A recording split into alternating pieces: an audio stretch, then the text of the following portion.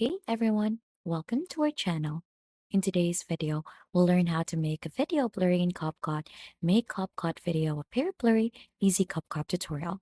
So for us to be able to begin, just open CapCut onto your device and open the project when you want to blurry a clip. So as you can see, I'm currently onto a project already and I have imported the clip that I want to use.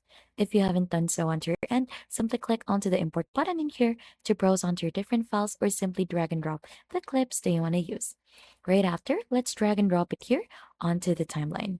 So as you can see, it is still very HD in here or very clear, no blurry effect. To add a blurry effect in here, we'll click on effects here onto the upper part and right after onto its search bar, we're gonna simply type in blur. So this should be easier for us to do so. So instead of manually looking for that specific blur options, just search this in here so that it should be easier. So there are a lot of options available.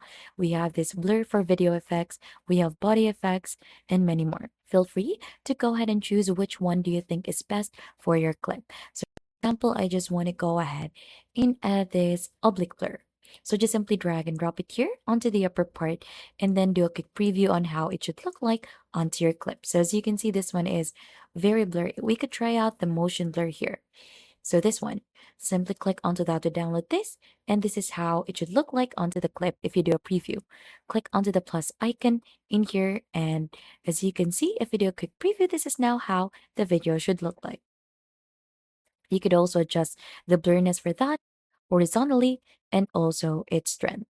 And that is how easy you could go ahead and make a video blurry in CapCut. And if you think that this has been helpful to you, then don't forget to hit the like, subscribe, and I'll see you on to our next video.